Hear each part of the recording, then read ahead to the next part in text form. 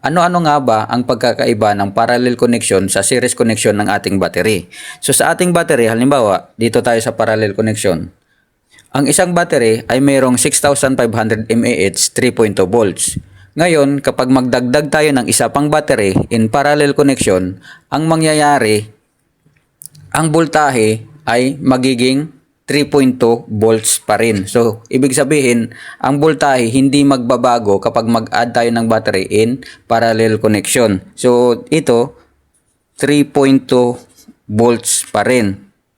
Pero, sa parallel connection, kapag magdagdag ka ng isa pang battery, ang mangyayari, magiging doble ang capacity. So, ibig sabihin, 6,500 mAh ang isang battery, magiging 13,000 mAh na siya. Kasi ang capacity ang magdagdag, hindi yung voltahe sa parallel connection. So, ang capacity nito is 13,000 mAh. So, ganun ang nangyayari sa parallel connection.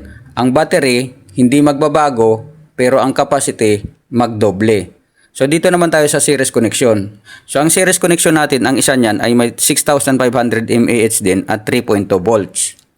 Ngayon, kapag magdagdag tayo ng isa pang battery in series connection, ang mangyayari, ang voltahe nito ng dalawa ay magiging doble. So, ibig sabihin, 3.2 plus 3.2 equals 6.4 volts.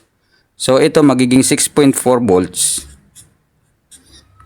Pero, ang capacity nito, hindi magbabago. So, ibig sabihin, kapag meron tayong isang battery na 6,500 mAh at nag-additional tayo ng isa pang battery in series connection na 6,500 mAh, ang capacity niya ay still 6,500 mAh.